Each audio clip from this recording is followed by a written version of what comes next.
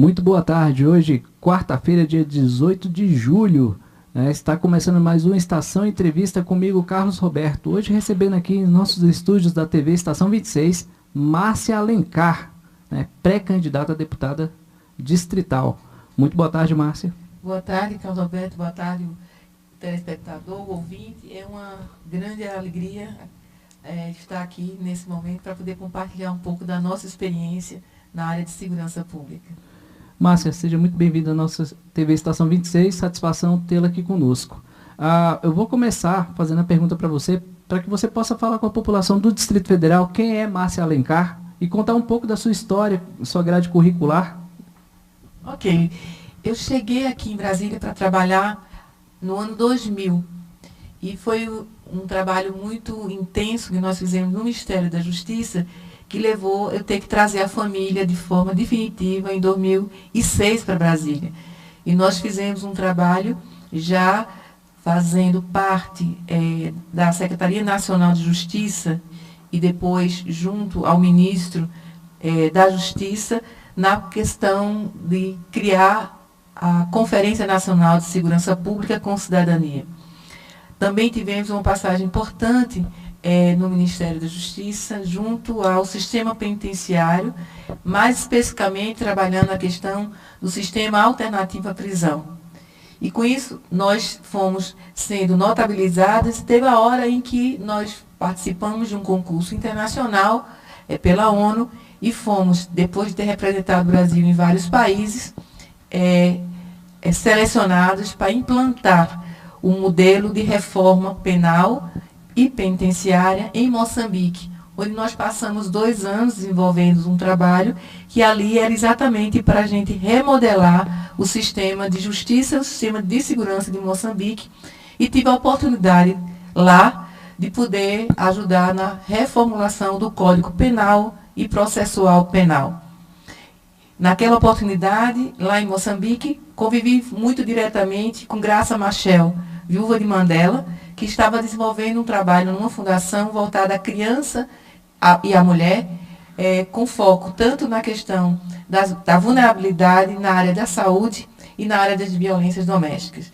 Então, eu passei a ter esse perfil de trabalhar simultaneamente a repressão e a prevenção de crime com base nessa experiência. Ao voltar para o Brasil, Eduardo Campos me chama em Pernambuco para que a gente pudesse fortalecer no Comitê Executivo do Pacto pela Vida a questão daquelas cidades em que o crime ele estava sendo resistente em diminuir as taxas criminais em função da política que estava sendo implantada. De modo mais específico, numa cidade junto a Recife chamada Jaboatão do Guararapes.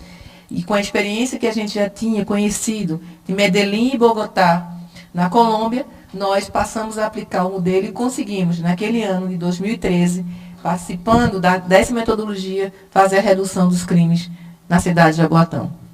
Interessante. Esses dados, por exemplo, estão disponíveis para quem quiser conhecer o seu trabalho em relação à segurança pública do Distrito Federal. E você foi nomeada pelo governo do PSB, o Eduardo Campos, o falecido ex-pré-candidato em 2014, falecimento dele no acidente de avião. E você foi convidada depois, nesse trâmite, para coordenar a Secretaria de Segurança Pública do Distrito Federal. E assumo a Secretaria para, inicialmente, elaborar o programa de prevenção do Pacto pela Vida aqui do Distrito Federal, que foi chamado do Programa Cultura de Paz. Programa esse que, ao longo de 2015, ele foi discutido não só com as forças de segurança, mas com outras áreas do governo e depois... e principalmente envolvendo os movimentos sociais e os conselhos comunitários de segurança. Foi a primeira vez que houve um esforço de desenvolver uma estratégia de segurança pública que não fosse exclusivamente concentrada em ações policiais, em atividades policiais, mas que considerasse principalmente o diálogo social para construir consensos do que era prioritário para que as estratégias do policiamento pudessem ser dirigidas a partir do que foi convencionado no eixo de prevenção às violências previstos no Pacto pela Vida do Distrito Federal, que recebeu o nome de Viva Brasília, nosso Pacto pela Vida.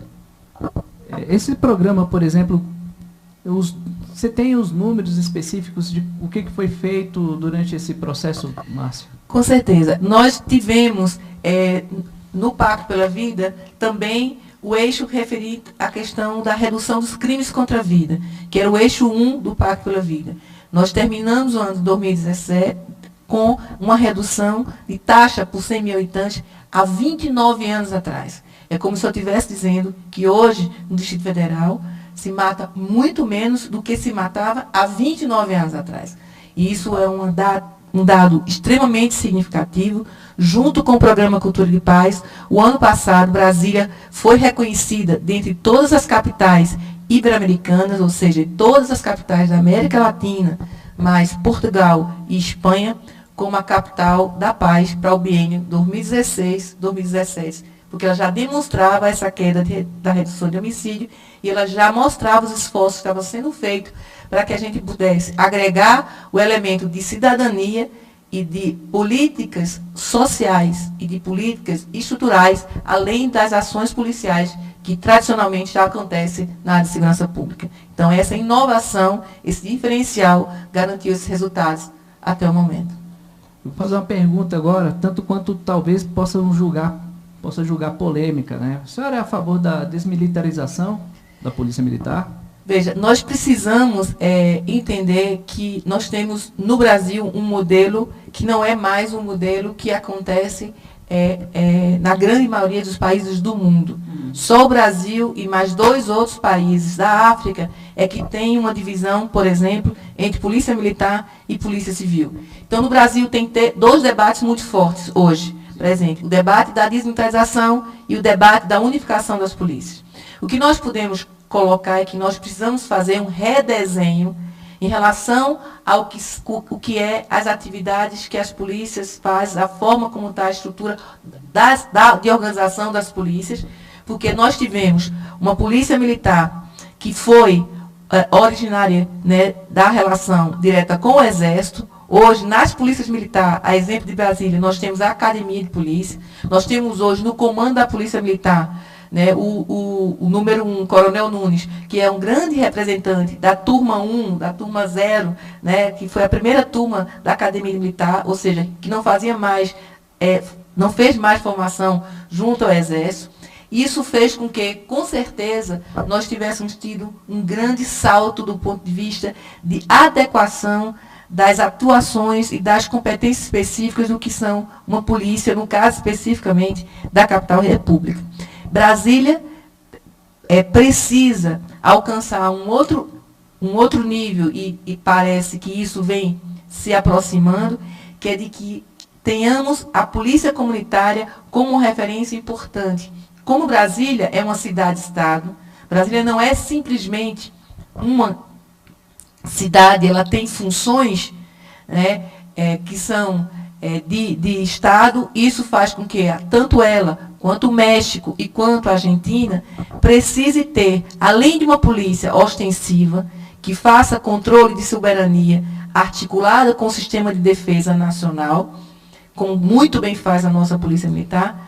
Nós precisamos ter a polícia do dia a dia, que faz essa repressão qualificada do combate ao crime contra a vida, os crimes contra o patrimônio, mas nós precisamos ter uma polícia preventiva, comunitária, que esteja no dia a dia, fazendo parte da rotina daquelas quadras, daqueles bairros, daqueles comércios, para que a sensação de segurança, a cultura do medo seja rompida. E com isso, a gente possa fazer com que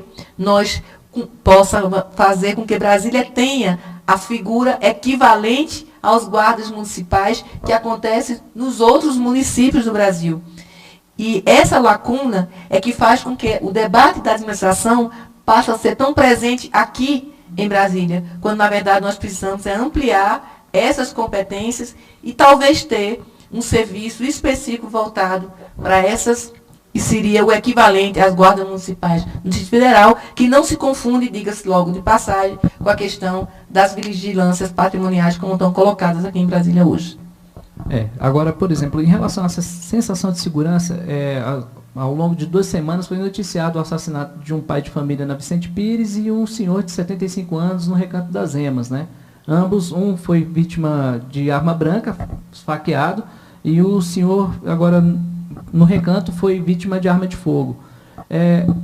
O que está faltando mais? Seria mais educação para esses jovens, ou a oportunidade de trabalho, Márcia? Porque, além da segurança, está ligado diretamente à educação e falta de oportunidade. Lembrando que Brasília são em torno de 300 mil desempregados. Veja, nós temos aí, sim, uma crise que é econômica e, normalmente, e uma crise ética no país, que normalmente agrava as questões ligadas à questão da segurança pública. No entanto, quando trata-se da questão do envolvimento do jovem na criminalidade, o que nós percebemos é que há uma evasão escolar bastante significativa na faixa dos 14 anos, que faz com que muitos desses jovens, aos 16 anos, eles sejam envolvidos em determinados grupos criminosos e passem a fazer práticas de crimes que são extremamente contundentes, ou seja, eles acontecem de uma forma bastante violenta, a exemplo dos dois crimes que você se referiu, Carlos. O que nós precisamos entender é de que a educação, sem dúvida nenhuma, é um elemento decisivo. O esporte e a cultura, a reocupação do espaço urbano. Aqui na Ceilândia, o governo do Distrito Federal recentemente inaugurou 2 Céus das Artes, que são 2 ambientes para que possa ter, sob a gestão compartilhada da comunidade, a presença da juventude, de uma forma que ela possa ter uma ocupação útil e naquele espaço ela desenvolva conhecimentos na área de esporte, na área de lazer, viva a questão da cultura, a questão da música, da arte, do cinema, e ela possa, portanto, sair da zona de risco, da vulnerabilidade que ela encontra. Indiscutivelmente, nós precisamos de programas como esse em grande escala. A Secretaria de Segurança Pública, ela criou um programa chamado Sigo Vivo, inspirado no modelo de Minas Gerais e também no modelo nacional da Juventude Viva, porque nós temos hoje um dado que é extremamente penoso quando se pensa o futuro, que é o perfil do jovem agressor também correspondente ao perfil do jovem que é vítima. Nós temos uma faixa hoje, entre 14 e 29 anos, que é uma faixa que tem apresentado a necessidade do Estado oferecer uma atenção. Porque quando nós, Roberto, fomos jovens, nós tínhamos uma perspectiva de futuro real, o nível de empregabilidade, nós tínhamos a estruturação das famílias, o modo como a sociedade vivia. Hoje nós temos um esgarçamento das relações de convivência, nós temos um nível de intolerância muito grande. Isso faz com que a nossa juventude ela não tenha hoje as orientações, sejam intrafamiliares, seja do sistema educacional, seja das ofertas dos serviços que seriam disponibilizados para ela, fazendo com que nós estejamos perdendo muitas dessas para a criminalidade. Indiscutivelmente, um programa de segurança cidadã, ela envolve prioritariamente o jovem como um núcleo central para desenvolver estratégias articuladas das polícias com outros órgãos de governo e com aquela comunidade local, para que essas 3 dimensões encontrem soluções que sejam adequadas para aquela realidade, para que alcance aqueles jovens e tragam para eles, motivem eles para estar naquele ambiente que é um ambiente de ressignificação e de inclusão social e produtiva. E nessa perspectiva, indiscutivelmente, a criação do Biotic, a questão da inovação tecnológica, colocar essa juventude agora associada a este mundo digital, que é esse mundo rápido, esse mundo que clica no WhatsApp, que entra na mídia, nas redes, fazer com que o jovem ele tenha a oportunidade de interagir via cultura com as novas tecnologias como uma forma inclusiva e uma forma que faça com que ele cada vez mais produza a favor do futuro da nossa nação, do nosso país, e que eles não estejam sendo colocados nessa marginalidade que faz com que as nossas famílias se sintam tão instáveis.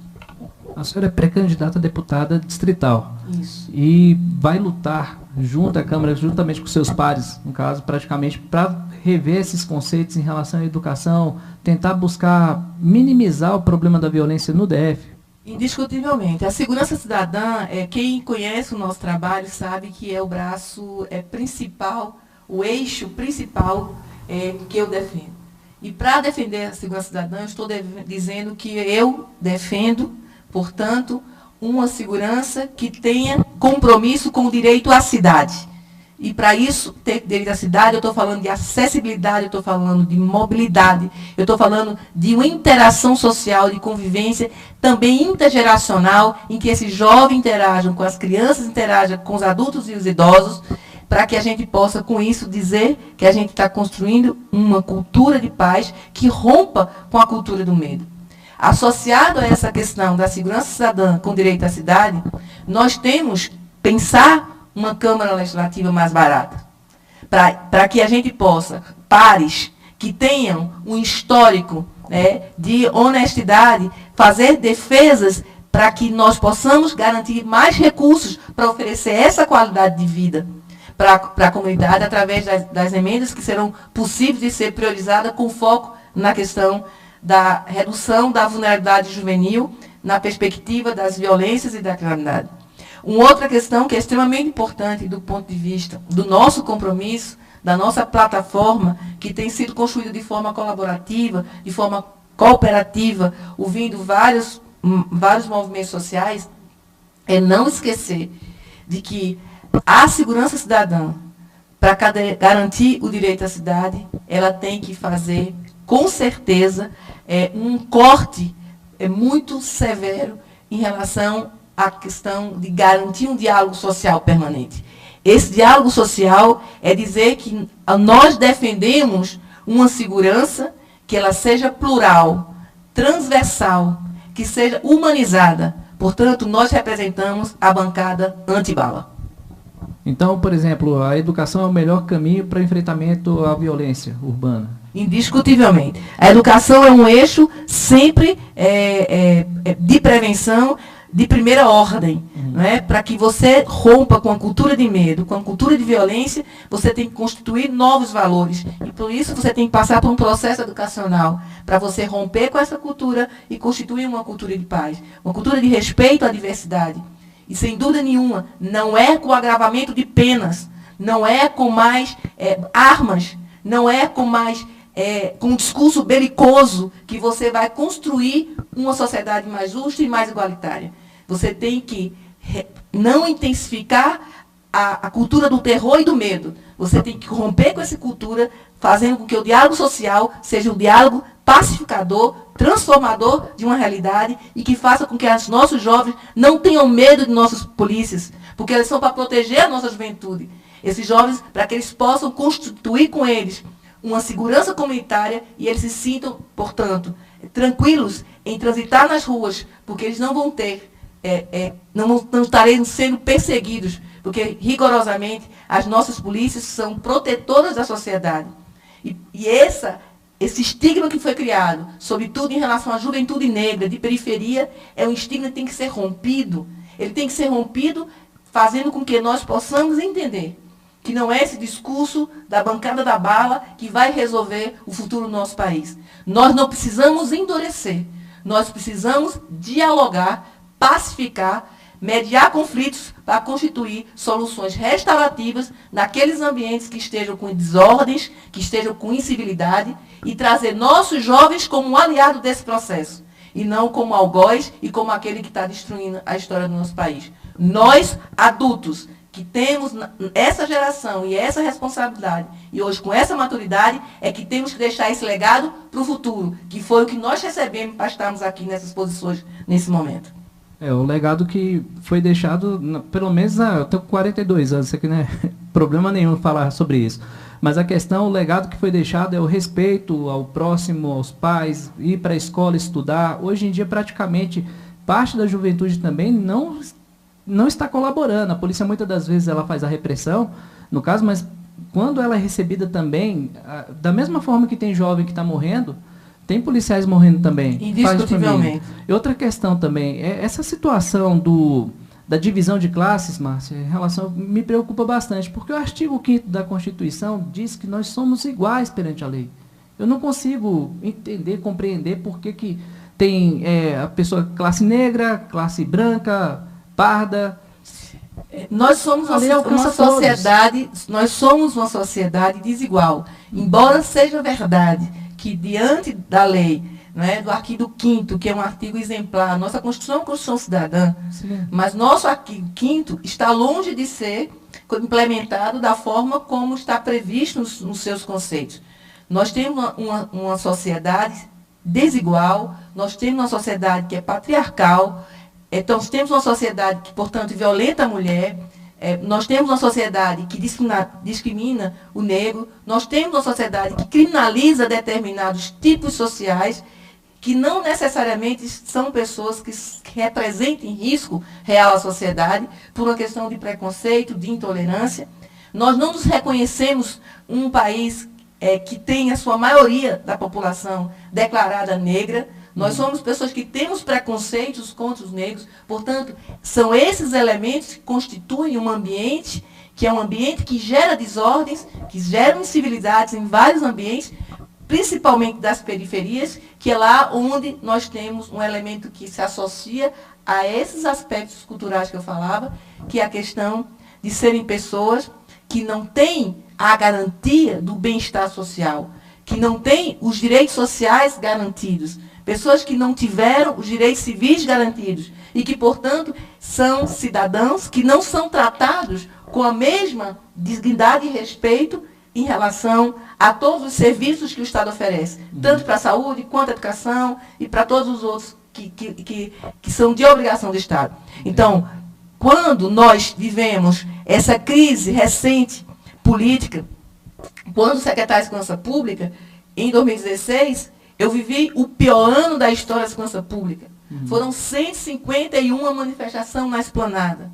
Nós criamos aquele corredor da democracia, que foi conhecido como o muro do impeachment, e foi muito discutido sobre esse assunto, mas tudo aconteceu de forma pacífica, porque houve muito diálogo social.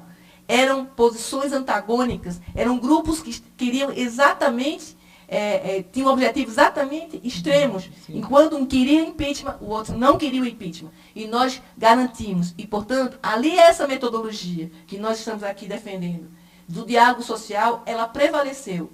Claro, associada a uma segurança inteligente, a uma estratégia de operações policiais que garantisse, pela forma como foi distribuída a operação, o resultado que foi alcançado. Agora, as ações policiais dissociada do diálogo social, ela é apenas repressão.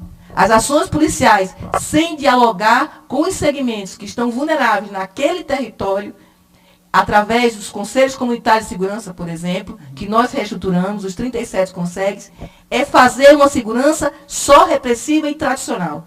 O discurso moderno da segurança pública, que a ONU defende para que a América Latina desenvolva, e que o exemplo do Pacto pela Vida aqui hoje, com os resultados que estão sendo apontados, demonstra que sem diálogo social e só com repressão, nós não garantimos uma prevenção social do crime que alcance no médio e longo prazo. E que para isso é necessário, sim, ter parlamentares que tenham esta visão, que defendam e aloquem, direcionem emendas pensando de forma estrutural, definitiva, e não apenas atue sem considerar só os elementos operacionais das polícias. E ao falar das polícias, é importante dizer, nós temos as melhores polícias do Brasil.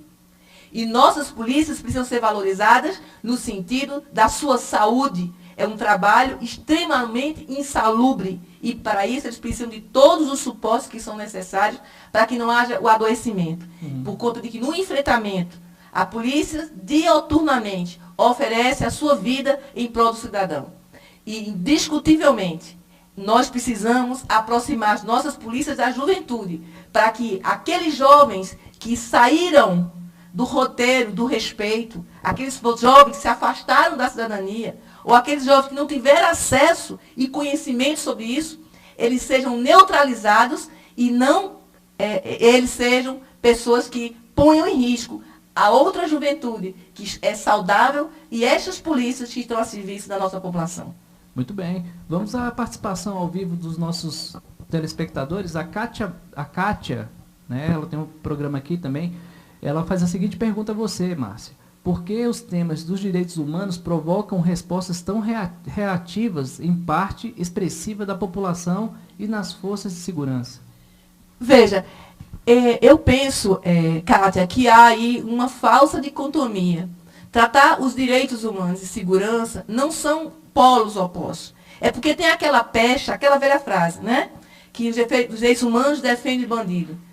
Defender os direitos é cumprir todas as condições de acesso ao que são os direitos sociais e os direitos civis de todos os cidadãos. E isso faz com que nós tenhamos hoje um recorte de um perfil de pessoas que estão criminalizadas, que são pessoas que têm quase uma mesma faixa etária, que é essa de 14 a 29 anos, ela tem quase o mesmo tipo social e ela tem cor. Portanto, nós estamos falando de uma seletividade, de um sistema punitivo, de um Estado penal que cresceu muito. Nós temos legislações muito punitivas. A gente tem que fazer uma revisão do nosso arcabouço jurídico penal para que a gente possa fazer com que, com menos penas, a gente fazer mais escolas. Com menos prisão, fazer mais cidadãos com formação plena. E essa falsa dicotomia entre direitos humanos e segurança pública é que gera muitos distúrbios, porque não se reconhece que o que os direitos humanos estão defendendo é exatamente que a segurança pública ela possa fazer com que, nos ambientes que são vulneráveis, ou seja, os ambientes em que os direitos humanos não estão assegurados, possa haver uma articulação do Estado, que não só a polícia atue, mas que chegue naquele lugar a poda, a iluminação, a praça, o parque, a UPA, a escola, a creche, para que a mãe vá tranquila trabalhar. Isso é garantir direitos humanos, garantir um ambiente onde desordem e incivilidade vai deixar de existir e, portanto, vai haver prevenção social do crime e, portanto, será um ambiente seguro, um ambiente onde as pessoas não vão ter medo. Isso é, rigorosamente, uma relação de complementariedade, ou seja, direitos humanos e segurança pública é uma relação complementar, jamais uma relação contraditória e de conflito. Mas a pecha de reduzir direitos humanos, a questão de defesa de bandido, e a pecha de ver segurança pública apenas como repressão e ação policial para prender bandido, faz com que se tenha essa falsa impressão. E aí, Kátia, sua pergunta é fundamental. A segurança do futuro é uma segurança cidadã. Quem não compreender isso vai fazer com que o Estado ele gaste e faça investimentos volumosos na segurança pública e não vai resolver, porque não vai garantir a prevenção social do crime. Não há como desenvolver uma boa estratégia de repressão qualificada sem que uma outra grande estratégia de prevenção social do crime esteja estabelecida. Interessante você falar sobre essa tese aí da aumentar o número de presos, né? Seria o enfrentamento da polícia, de uma certa maneira. Mas, então, acho que, uma pergunta que eu tenho a te fazer é, você pretende, uma vez eleita, sentar juntamente com os pares da Câmara Distrital, bem como da Federal, dos deputados federal e o senador, juntamente com o governador, para discutir em relação à situação dos apenados, praticamente, porque os dados que eu colhi são antigos, de 2017. São 14.992 custodiados, não é isso? E para 7.496 vagas. Então, seria interessante os apenados praticarem, por exemplo, começarem a estudar dentro da cadeia e trabalhar também para manter os custos também? Seria uma boa parte a educação? para ajudar eles? Também? Já nós temos remissão por estudos, nós temos cursos profissionalizantes dentro do sistema prisional de Brasília. Quando eu fui secretária de Segurança Pública, eu era responsável pelo sistema prisional. Nós zeramos o déficit de vagas na Colmeia especificamente. Hoje tem mais vagas do que mulheres presas na Colmeia. Criamos uma ala humanizada para aquelas que estavam lactantes, né, amamentando, como também aquelas que estavam grávidas, para que pudesse ter um berçário adequado, etc. Portanto, é importante quando a gente fala de que o sistema prisional brasileiro, ele tem, Carlos Roberto, na minha opinião, uma solução que ela precisa sim de uma alteração legislativa profunda, e aí sim discutir isso numa Câmara Legislativa, com a Câmara Federal e com o Senado, é necessário, é uma pauta de primeira hora, por conta de que a forma como o direito processual penal e o direito penal atuam, geram esses custodiados, para quem está nos ouvindo, nos escutando.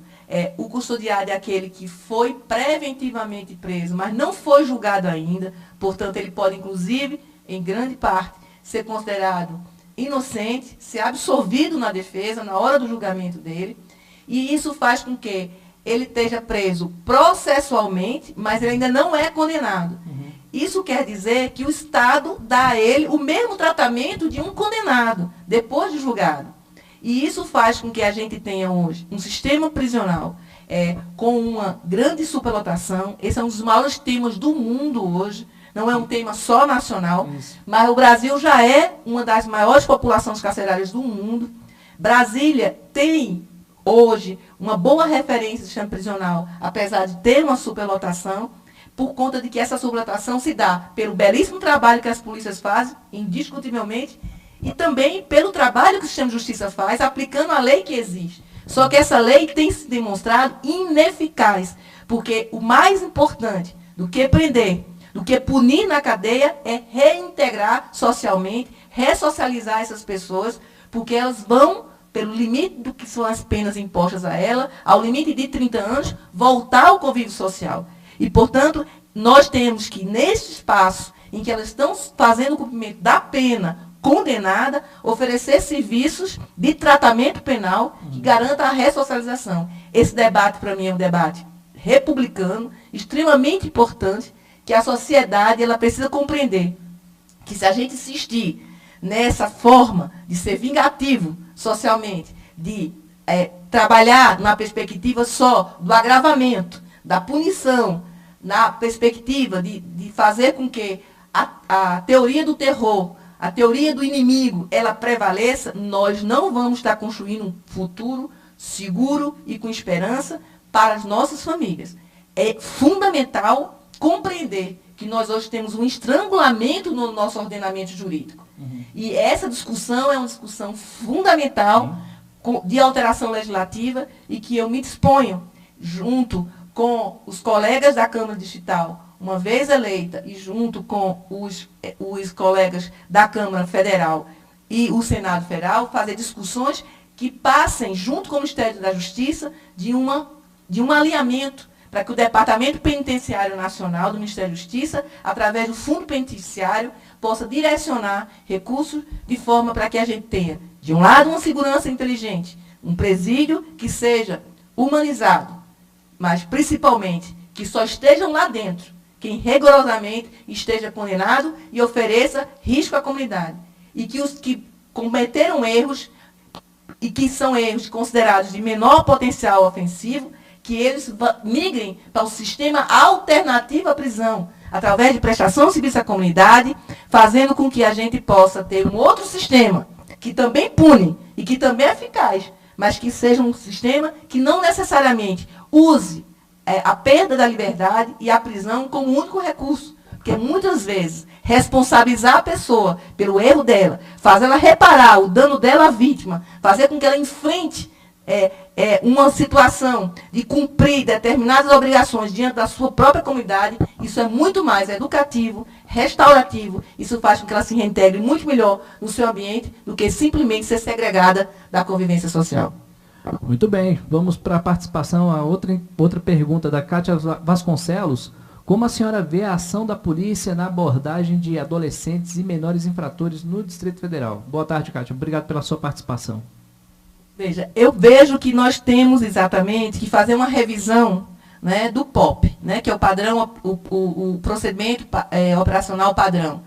Esse é um debate também extremamente importante, porque nós temos que, naquela perspectiva que nós falávamos antes, nós temos certamente um grupo de agressores jovens que estão na faixa de 14 a 29 anos, que é demonstrada na realidade brasileira, que precisa ser alcançado para que eles tenham uma segunda chance, e não simplesmente punidos e colocados no sistema socioeducativo e depois ele vai para o sistema prisional de adultos.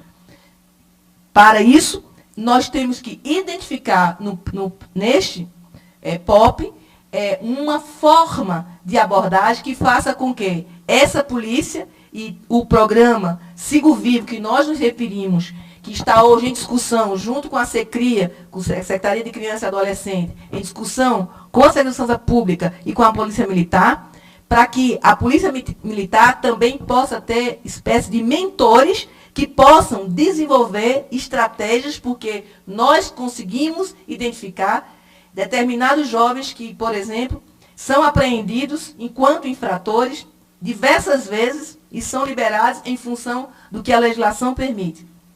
E esses jovens infratores, muitas vezes, volto a dizer, a única solução para eles não é a apreensão e levar para o sistema socioeducativo.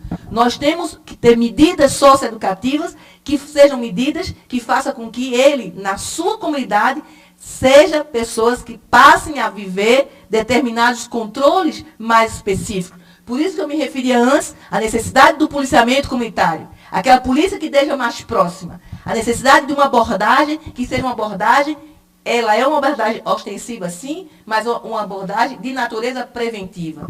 Porque nós precisamos, de forma decisiva, compreender que esses jovens, sobretudo associado às questões de drogas, precisam de um tratamento penal e não exclusivamente uma punição penal. Nós não podemos perder nossa juventude e nós não podemos dizer que os nossos jovens, eles têm esta natureza de forma natural. Portanto, é necessário, portanto, um trabalho conjunto. E a revisão do procedimento operacional padrão é, sem dúvida nenhuma, algo que de primeira hora, mas para fazer essa revisão do POP, é necessário que as polícias se sentem com as organizações da sociedade civil que lidam com a juventude e os órgãos do Estado que lidam com a temática da juventude, para que possa consensuar quais são esses procedimentos para que a gente possa qualificar essa abordagem de forma que a gente não faça escolhas diferenciadas do que foi comumente convencionado a falar do que é o padrão daqueles que usa o boné de aba reta, a bermuda lá embaixo, que tem a blusa solta, largada, e que está com uma chinela havaiana de qualquer forma. E esse já ser considerado um alvo indiscutivelmente, sem que a gente saiba exatamente de quem a gente está falando. Portanto, não é esse kit que já tem que estar predisposto visualmente. É cada situação e cada caso concreto ter a abordagem conforme e a reação conforme esteja ali acontecendo naquele momento. Mas, principalmente, como eu estava insistindo, que o maior objetivo da revisão do POP seja aproximar as nossas polícias da juventude. Então, a sua pré-campanha vai ser voltada para a segurança pública do Distrito Federal. Você que vai abranger as outras áreas também, Márcia? Como segurança... como a educação e saúde também? Sem dúvida nenhuma, o tema central da minha plataforma é a segurança na perspectiva da segurança com cidadania. E ao abordar o tema da segurança cidadã, eu dizia que a gente tem que se relacionar com o direito à cidade, que ao falar do direito à cidade, eu estou falando a forma como é a acessibilidade, a mobilidade e a diversidade envolvendo a convivência entre crianças, jovens, adultos e idosos. Portanto, e destacadamente, eu lembrar que ao pensar o direito à cidade e o direito à cidadania, e aí na condição de mulher e defender mais mulheres na política, o discurso da questão de gênero e segurança está associado a toda a minha plataforma, porque como primeira mulher na história do Distrito Federal de Segurança Pública e com o que representa hoje a cultura da violência contra a mulher, a bandeira, a defesa da mulher, ela faz parte de forma genuína do meu discurso e da minha forma de trabalho. Porque exatamente a mulher, ela tem uma forma diferente de desenvolver as suas estratégias, porque a sua sensibilidade não quer dizer que ela tem menos força. Haja vista que foi exatamente na qualidade de secretário de Estado de Segurança Pública que eu pude comandar a maior operação da história da segurança pública, e ela foi extremamente bem sucedida por conta dessa sensibilidade de estabelecer esses diálogos que eram necessários. Muito bem, importante. Em relação à diversidade, no caso, o que a senhora citaria como diversidade? Nós temos que respeitar a questão das orientações sexuais de um modo geral. Isso é um discurso hoje, que é um discurso que ela tem que passar pelo respeito à questão da defesa de que a escolha em relação à questão afetiva, ela é dirigida a quem aquela pessoa escolhe oferecer, né, o seu afeto. Né? Do ponto de vista da questão da religião, a questão também da diversidade religiosa, no sentido de que nós sejamos tolerantes com todos os tipos de religião. Nós vivemos num Estado laico e que, portanto, nós temos que garantir a convivência e o respeito à profissão de fé, inclusive de quem declara que não tem fé. Esse respeito, ele dá ao Brasil, e à Brasília especificamente, como capital da República, esse padrão de civilidade que é necessário. As grandes civilizações, as cidades modernas do mundo, ela lida com o direito à cidade, trabalhando em diversidade, nesses dois polos, diversidade em relação à liberdade de orientação sexual e a questão da liberdade de escolha de profissão, de fé e de religião. Então, esses dois elementos são extremamente importantes. Na acessibilidade, naturalmente, eu estou falando das pessoas com deficiência, fundamentalmente. Né? Da mobilidade, eu estou falando de uma cidade que ela precisa juntar seus quatro cantos. Né? Ela é uma cidade que é considerada um quadrado, mas ela é uma cidade em que nós temos um metrô que só vai até a rodoviária e que, portanto, para a Asa Norte, para chegar em Planaltina, são muito mais difíceis os acessos, porque depende de ônibus e nós não temos frotas de ônibus suficiente para atender todos os roteiros. Houve todo um esforço até o momento para integrar, para fazer com que haja integração, mas ainda é insuficiente, considerando que nós temos uma população hoje que cresceu de forma abrupta. Brasília tem, em média, 70 mil pessoas a mais por ano. Nós temos já uma população de situação de rua grande, porque nós não tivemos capacidade de gerar o acesso à moradia suficiente, em função da forma como a cidade cresceu. É uma cidade jovem, com 58 anos de idade, prevista para ter 500 mil pessoas, hoje já tem 3 milhões, com entorno, chega quase mais de 4 milhões e meio, e que, portanto, nós temos também que ver que trabalhar Brasília hoje é considerar a região do entorno. É considerar cidades como Valparaíso, que são cidades dormitórios de Brasília, Águas Lindas, Planaltina de Goiás, entender que essas cidades, elas dialogam com a nossa cidade e de que forma a gente garantir essa mobilidade. Portanto, segurança é o tema central, sim, associado ao direito à cidade. E ao falar o direito à cidade, entra a questão intergeracional de forma forte, a convivência social entre adolescentes, entre jovens, adolescentes, crianças, adultos e idosos, e o destaque à questão da mulher. E na questão da mulher é dizer que pode cada vez mais confiar no nosso trabalho, porque a nossa luta é a luta em defesa de atingir os objetivos do desenvolvimento sustentável da ONU para 2030, de poder fazer com que, além de ter mais mulheres na política, como uma parte desses objetivos, principalmente a gente romper com o ciclo de violência. Porque as mulheres, no caso especificamente do Brasil, elas precisam cada vez mais ter não só voz não só mais mulheres na ciência, mais mulheres na política, mais mulheres em posição de poder, mas é principalmente mais mulheres respeitadas no seu direito e não ter o seu corpo violado, porque a ela só pertence. E, portanto, a defesa da mulher é uma defesa minha, porque lugar de mulher é na luta. Muito bem, olha só. Em relação à diversidade, voltamos aqui a esse tema, a pessoa tem que realmente respeitar. Mas quando a outra parte não respeita, em relação ao kit que está sendo elaborado em escolas públicas, houve uma peça recentemente, teatral foi destaque em Planaltina, né? Houve aí um grande questionamento em relação à peça, por conta de um membro que foi mostrado, gigante, né? E eu vejo da seguinte forma, contextualizar também, descer goela abaixo conceitos e valores que as famílias não estão habituadas, Márcia, fica um pouco difícil, não? Nós estamos vivendo uma crise de convivência social. Nós estamos vivendo um momento onde nós estamos vivendo uma quebra de muitos valores numa velocidade muito grande. Né? Nós não somos dinossauros, né, Carlos? Não, de forma nenhuma. Mas a gente imagina que era a nossa infância, os nossos valores. Uhum. E hoje, né, 40 e poucos anos depois, o que são os valores, os que estão postos, isso está acontecendo com uma revolução cultural no mundo. É o esgarçamento, essa velocidade dessa transformação, ela tem muito a ver com o que foi essa globalização, a forma como as informações, a forma como se comunica hoje, né, essa vida fast food, tudo muito rápido, tudo muito curto.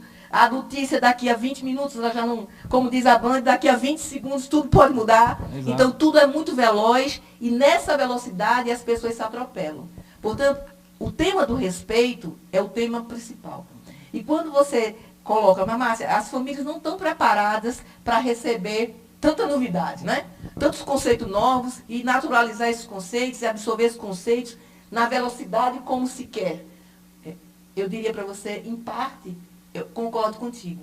Por outro lado, se nós, as gerações que estamos assistindo, né, essa avalanche de mudanças que aconteceu em tão pouco tempo, do ponto de vista histórico, nós não vamos também ajudar, que nossa geração não vai estar ajudando para que esta nova geração ela se prepare para o futuro. Porque, rigorosamente, as gerações que têm mais preconceitos em relação ao sistema de diversidade, seja religiosa, seja sexual, não são rigorosamente as crianças, os adolescentes e os jovens. São os adultos e são os idosos, porque exatamente foram eles que viveram num outro padrão cultural, foram eles que viveram num outro momento histórico e que, portanto, eles se deparam com mudanças que foram muito abruptas.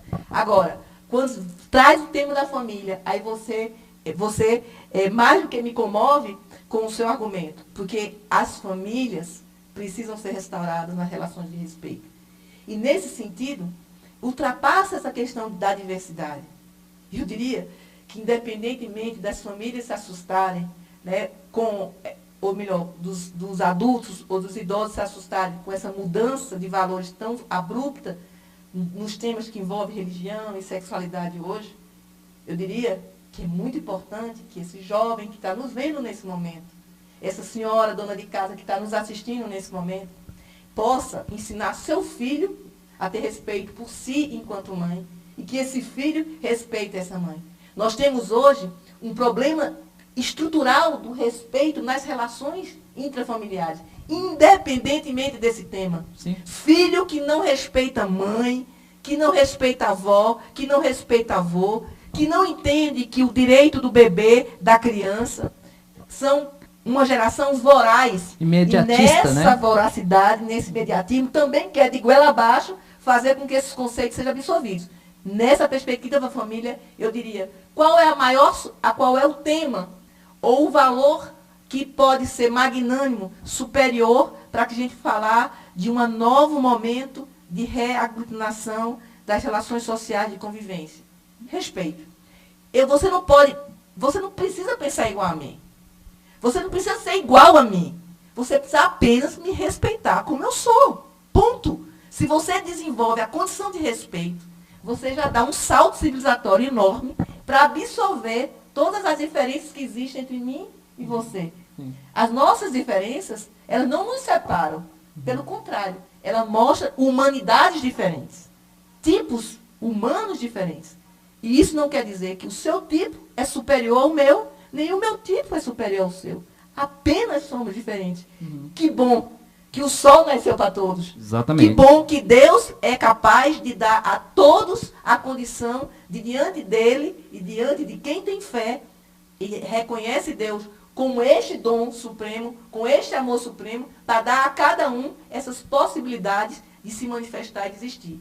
Portanto, eu penso que o respeito e a tolerância são os valores mais importantes de ser cultuado, independentemente do tema da diversidade, que é um tema que segmenta essa discussão. Ou seja, se você tem respeito e se você tem tolerância, você discute qualquer tempo, qualquer tema, convive com qualquer pessoa, porque atrás de qualquer pessoa existe um ser humano, existe uma família, existe uma história que você não é capaz de julgar antecipadamente para que as pessoas tenham feito essas ou aquelas escolhas. Exato. Portanto, uma visão humanitária, ela é necessária para que a gente construa vínculos solidários e não vínculos de perseguição, de intolerância, de desrespeito e de pré-julgamento. O nome disso é preconceito. Preconceito não, respeito sim. Com certeza. Agora, por exemplo, eu falei a questão que foi levantada em relação na parte educacional. As crianças, elas estão indo para a escola para aprender matérias básicas para o desenvolvimento curricular. A partir do momento que há a interferência do Estado em emitir cartilhas, nesse sentido, eu acho que foge um pouco do Estado e entrar no seio familiar para poder decidir o que a criança vai ser ou não vai ser. Essa questão. E a reciprocidade seria interessante se houvesse reciprocidade de ambas as partes, né? Porque as pessoas, quando nós questionamos em relação a isso, não é com falta de respeito com as pessoas, mas não existe a reciprocidade. Nós respeitamos a escolha de cada um, independente, tem uma história, tem uma vida, tem uma família. Mas do outro lado também existe e não pode ser invadido esse espaço. Da mesma maneira que as pessoas que são julgadas como preconceituosas, homofóbicas, como eles chamam, né? Vira o Estado e essas pessoas também. Eles não são diferentes. São pessoas, são seres humanos também, merecem respeito. Indiscutivelmente. A gente agora está falando de quais seriam as orientações de políticas públicas educacionais que pudesse tratar o tema da diversidade, seja religiosa, seja sexual, de forma que não agrida os valores que são dominantes numa cultura, numa sociedade. E, mais especificamente, a questão da família. Então, de forma específica, eu diria que o Estado ele vai ter que encontrar uma solução combinada, em caso a caso concreto, com a escola e com as famílias, os pais daquela escola, de que forma transmitir os conteúdos que são atuais e que não podem ser negados como conceitos, porque independentemente da escola tratar aquele conceito, esse conceito deformado pode ser tratado no meio da rua e pode trazer muito mais transtorno. Portanto, o Estado não pode negar uma realidade que está em curso, mas ele precisa, sim, aí eu volto a tratar, criar comitês que possam discutir nas escolas como, envolvendo os jovens, envolvendo o corpo docente, portanto, o corpo discente, e também as famílias desses alunos, para que possa, ali, naquela situação, desenvolver formas programáticas de poder tratar o tema de modo educativo, socialmente útil, e que possa a condição do respeito e da tolerância estar assegurada. Muito bem, olha só, nosso programa já está encerrando. Queria que você deixasse um recado para a população do Distrito Federal e o tempo é seu, pode ficar à vontade. Eu gostaria de defender que uma segurança cidadã é uma segurança mais inteligente. E que essa segurança cidadã é uma segurança que vai envolver esses temas que acabaram sendo hoje tratados aqui como desdobramento do que representa a prevenção social do crime e das violências. Indiscutivelmente associada a uma repressão qualificada com uma segurança que tenha, certamente, a inteligência do ponto de vista da tecnologia moderna, da operação, para que as nossas polícias, de forma georreferenciadas, possam trabalhar. Mas você que está nos ouvindo, você que nos assistiu, eu diria, vem conosco lutar por um DF de paz. Eu conto com você. Muito bem, olha só, antes de mais nada, eu queria até fazer um convite a você e sua família. O Instituto Nacional dos Direitos das Crianças e do Adolescente está promovendo um jantar beneficente em prol do Instituto Nacional dos Direitos da Criança e do Adolescente, que será no dia 23 de agosto de 2018, às 19h30. Então você pode procurar aqui no site, na própria emissora, na rádio aqui na Ceilândia, na Que Nada Nada 17, Conjunto G, Casa 44, e você pode retirar o seu convite, tá? Você vai estar ajudando uma causa que é um instituto que cuida justamente de projetos sociais aqui de Ceilândia. Está há 7 anos aí na luta e o jantar vai ser muito interessante, tá? Então você pode procurar aqui a Rádio Estação 26, procure o Ielton, ok? E você pode fazer a retirada do teu convite. Então, esse aqui foi a Estação Entrevista comigo, Carlos Roberto, oportunizando você, eleitor, no dia 7 de outubro, a fazer a sua escolha.